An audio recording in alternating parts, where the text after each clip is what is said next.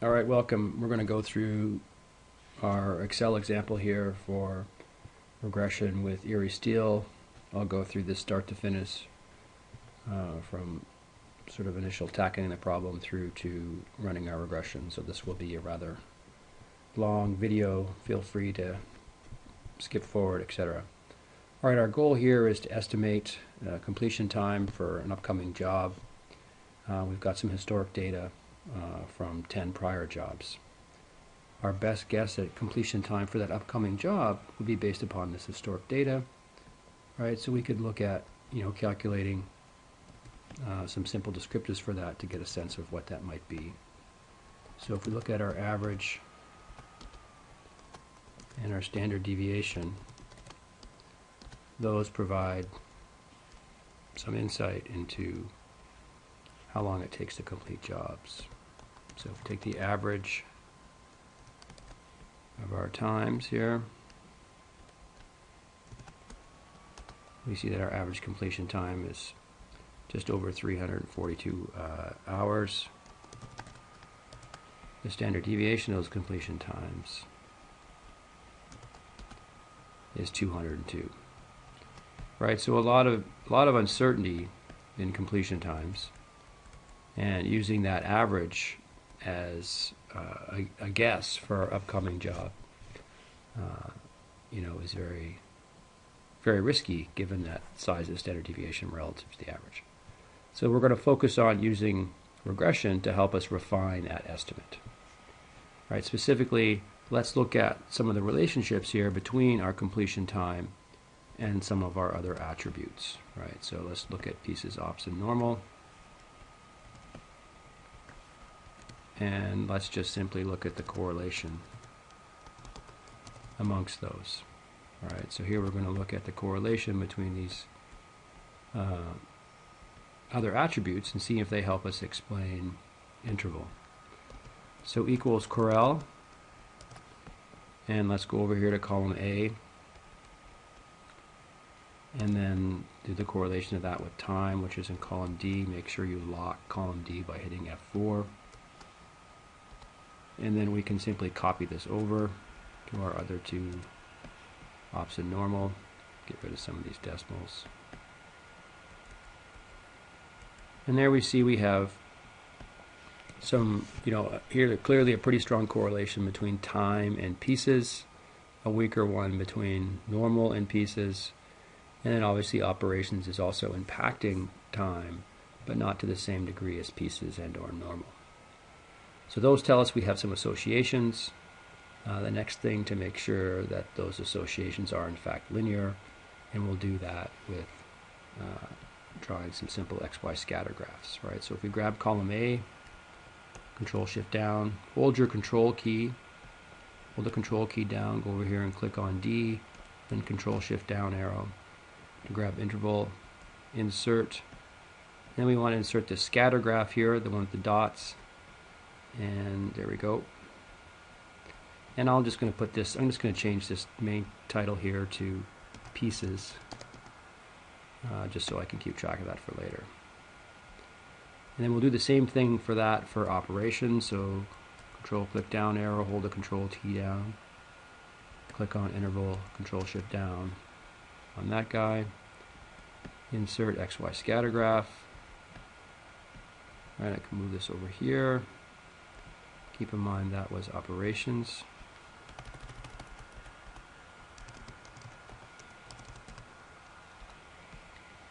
Okay, and then we can do the same thing. Now I can just grab these last two columns and insert a scatter graph for normal.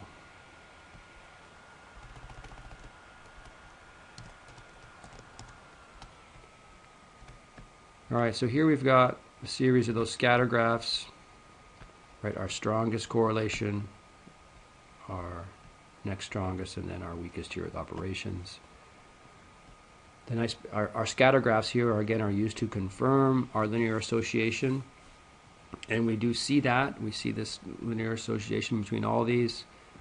Very strong one here for pieces, a couple of these guys over here with a lot of pieces but not a long duration. We're going to sort of investigate that as we go. Again, operations a little more cloudy, but still have this upward tendency.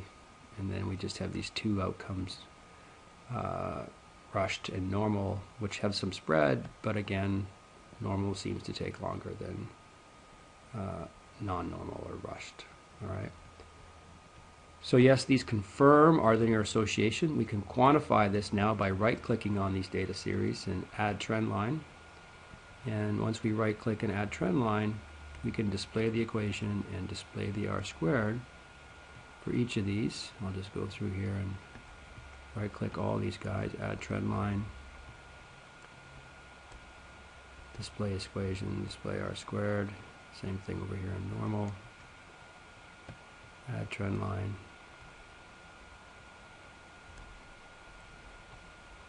Display equation, display r squared.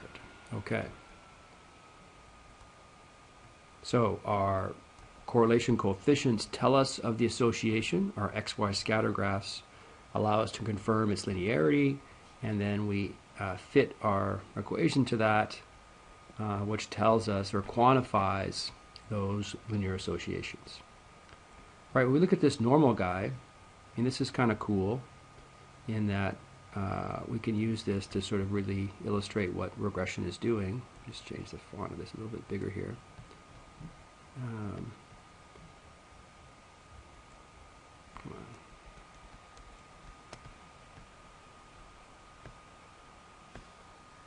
There we go. Okay, so this tells us that time or interval equals 182.7 times 1 or 0 for normal plus 251.6. Right, that means that if normal is a 0, the completion time is 251.6. If normal is a 1, completion time is 251.6 plus 182.7.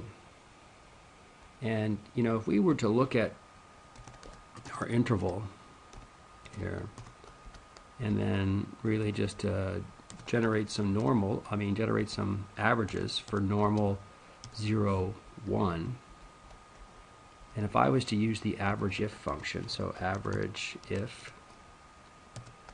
and so I'm going to, if I look at this guy, my normal column, F4 that, if the number in column C is a 0, oops, try that again. So average if this guy here, okay, F4, comma. If the number in column C is a 0, then I want to average what's in column D. Okay, so here I'm simply averaging column D if column C is what's in L here, the 0 or the 1. And then if I copy this down, oops, having some troubles today. Control C. Sorry. All right, try this again. Pardon me. Average if, I'll go a little faster here. This guy, F4, comma, 0, comma, normal, interval, F4. All right, Control C, Control V. There we go. So the average of the zeros in column D, the average of column D for when column C is a 0 is 251. The average of column D when column C is a 1 is 434.4. And what we see here, if I take 434 minus 251.6, that's the 182.7. And here's a nice illustration of all that regression is, right? So regression is simply these conditional averages.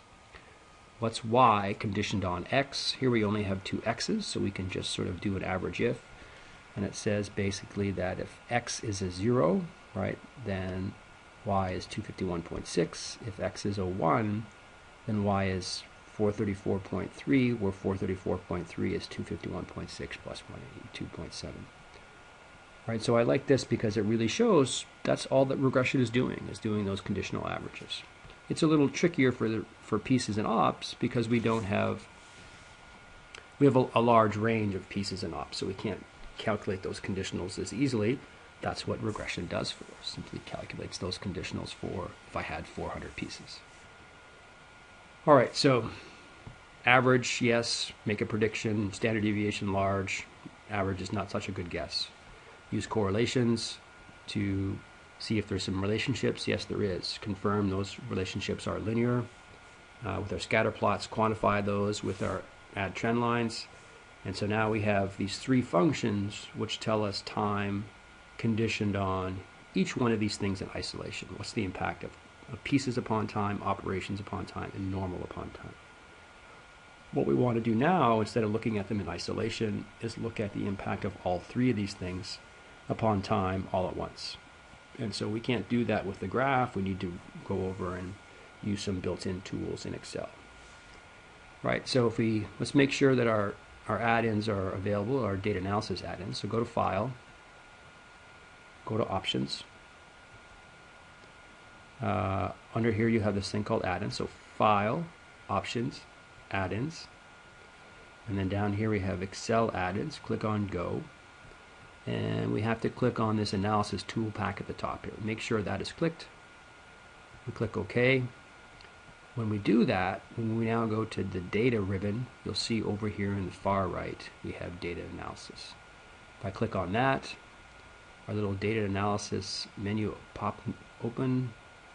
We scroll down to regression. We click OK. And here we can specify our Y range and our X range. Our Y range here is going to be our completion time. And our X range is going to be pieces, ops, and normal. Okay, we select all three of those. I grabbed row 1, which had the titles in it, so make sure you click labels. We're going to put this into a new worksheet. Excel chugs away. And here we go. We're going to focus on the first two columns, A and B. We'll talk about the other ones later. And we'll see here that now my R squared is much higher, right? So before, our highest R squared was 0.55, basically, with pieces. So whichever thing had the highest correlation is going to have the highest R squared. It was 0.55. If I look at them all together, that R squared goes up to 0.84. So this means the model explains 83.7% of the variation in interval. All right. Okay, that model is down here, right? So my model interval, right, equals minus 215 plus 0.75 times pieces plus 34 times operations plus 86.5 times normal. Right, and we'll see here that when we look at this 0.75 to 34 and 86.5, that those are similar, but we've started, right, so that the 86.5 used to be 182.7. The pieces here used to be 0.66, now it's 0.75. And the operations used to be 15.5, now it's, what did we say it was? 34. Right, so when we look at these things all together, those numbers start to change because we're looking at the joint impact versus the impact in isolation. So a much better model theoretically. But again, one of the issues here is this guy, this minus 215.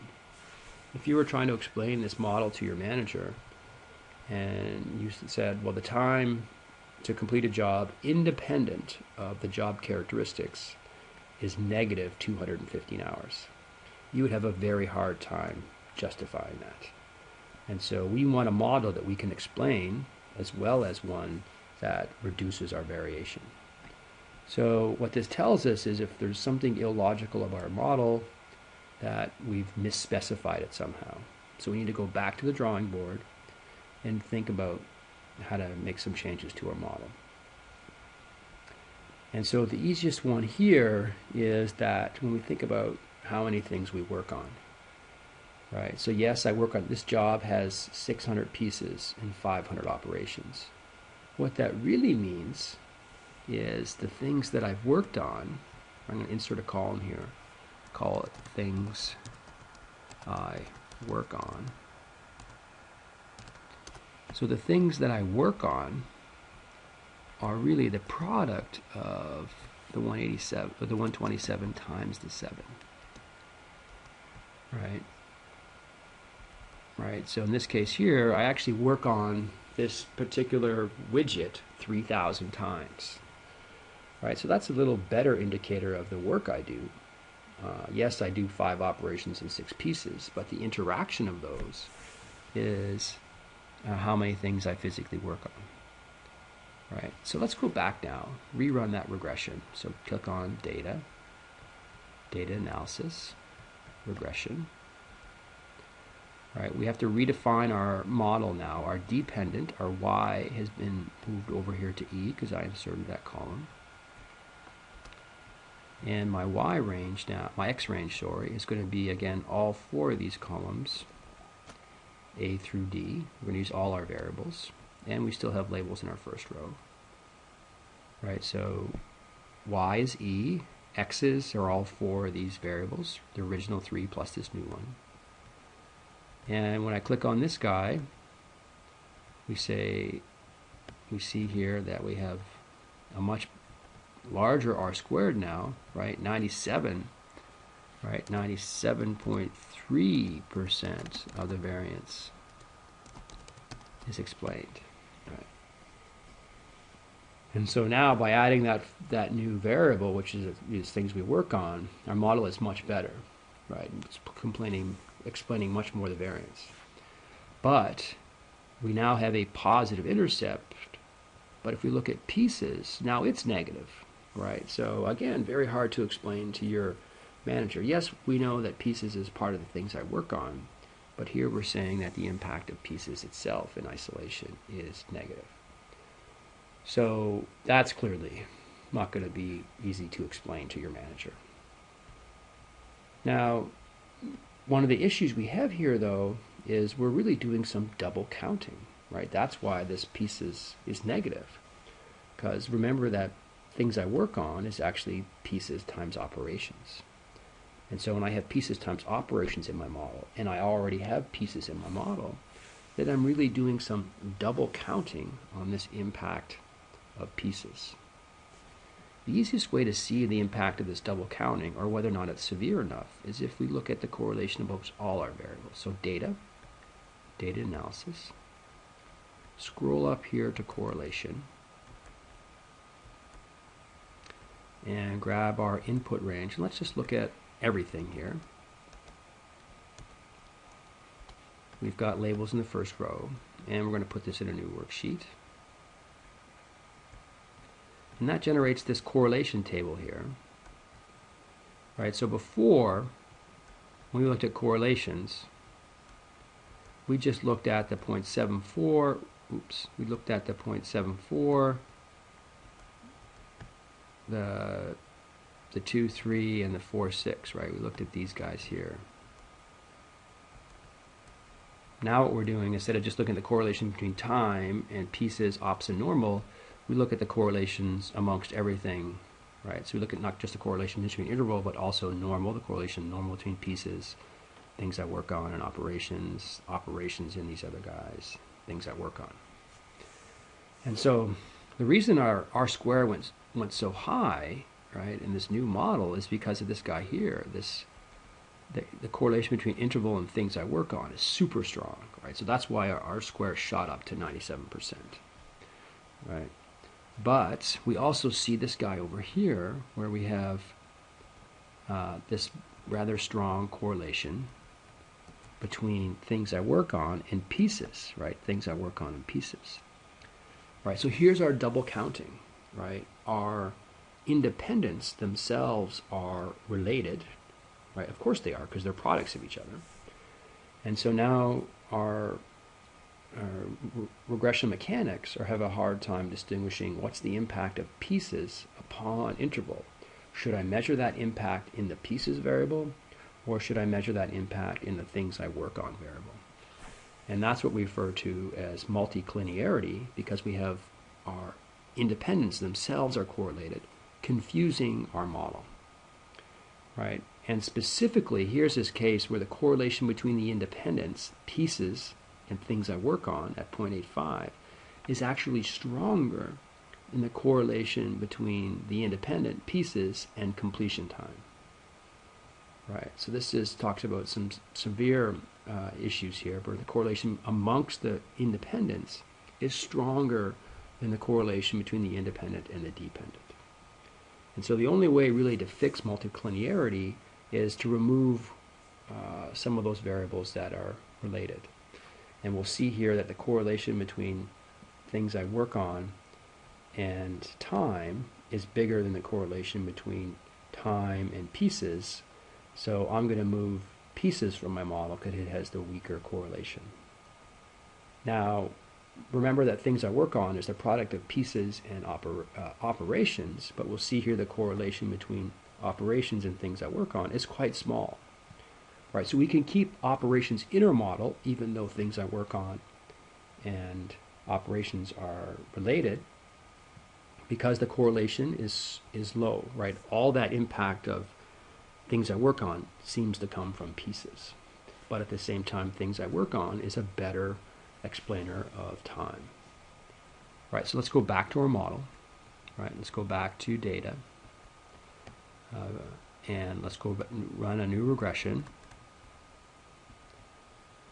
And instead of using all the independents, so E is still going to be our dependent, but instead of using all the independents as before, what we're going to do now is we're just going to focus on things I work on, ops and normal, right? So we're not going to throw pieces into our model. Throw it into a new worksheet. And here we go. And we'll see now, so R squared went down, went from 97.3 to 96.9. Right, so by definition, if I remove an independent variable, my R squared will go down. So from that sort of straight statistical world, this is a weaker model, right? But the reason we like this model is this is still strong, and all these guys are very logical. All right, so here's our classic case where we can explain our model. They're all, coefficients are the right sign, right? And specifically, we see here that time interval is going to equal 5.4 hours. That's independent of the aspects of the job. So you could think of that as administrative work, entering the job into the queue, sort of paperwork stuff. That kind of makes sense. Then I have 0.981 times things I work on, right? And keep in mind that that's, I gotta have a 0 in front of this, sorry. 0.981 plus 11.5 times operations plus 30.8 times normal.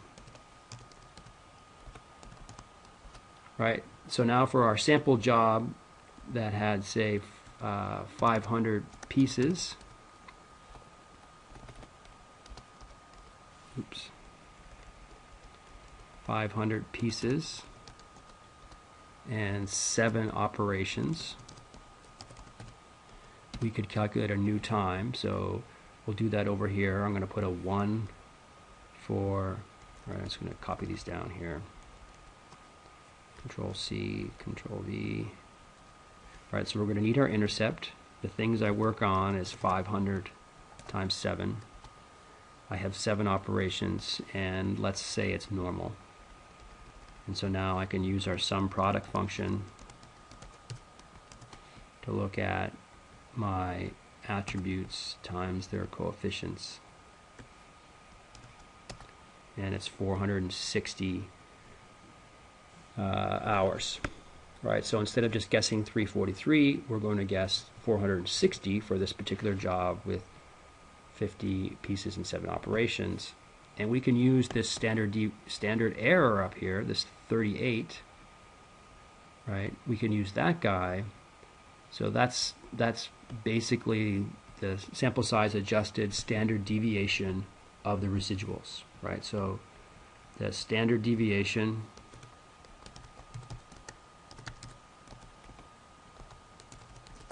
of the residuals, which remember are actual minus predicted, right? That's our noise. That's the noise left over from our model, is this 38, right? And so now that becomes, so my new conditional average is this guy, 460, and basically my new conditional standard deviation,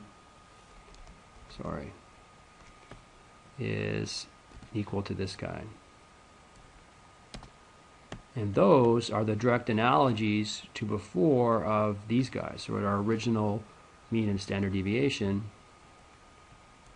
right? So those are the analogies to this guy here. And so this was our baseline guess, 242 and 202. Our guess from our model now is 460, so a little bit higher and much more refined, that the standard deviation of our new estimate is 38 versus 202, right? That's what our R-squared is telling us, the reduction in that guy, right? So a much refined guess, a guess we can explain, right? 5 hours independent of the job, 0.1 basically things I work on. We can think of that as our throughput time, the time per each thing I work on. 11.5, you can think of that as your setup time, how long it takes you to get each machine set up for this operation. And if you rush it through the plant, you basically save a day and a quarter, right? So if it's not waiting in line to enter a machine, you save some time for that.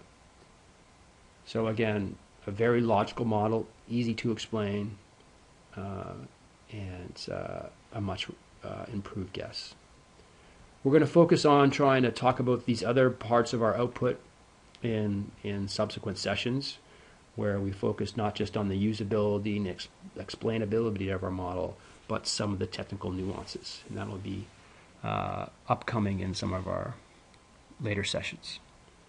All right, hope that helps with regression.